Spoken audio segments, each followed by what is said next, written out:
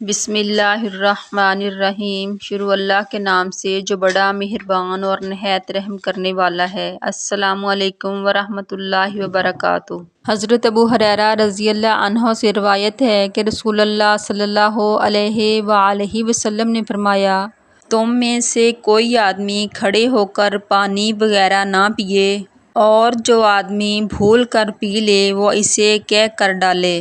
صحیح مسلم حدیث نمبر 5187۔ حضرت ابو سعید خدری رضی اللہ تعالیٰ عنہ سے روایت ہے کہ رسول اللہ صلی اللہ علیہ وآلہ وسلم نے کھڑے ہو کر پانی وغیرہ پینے سے منع فرمایا ہے۔ صحیح مسلم حدیث نمبر 5186۔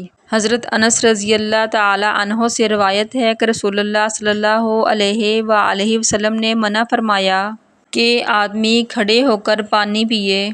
حضرت قتادہ رضی اللہ تعالیٰ عنہ کہتے ہیں کہ ہم نے کھڑے ہو کر کھانا کھانے کے بارے میں عرض کیا تو آپ صلی اللہ علیہ وآلہ وسلم نے فرمایا، یہ تو اور بھی زیادہ برا اور بدتر ہے۔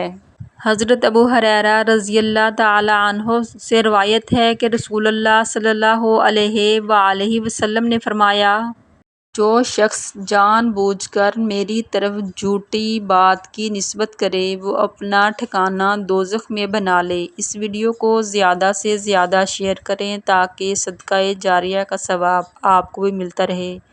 پیارے نبی حضرت محمد مصطفیٰ صلی اللہ علیہ وآلہ وسلم کی سنت پر عمل کریں۔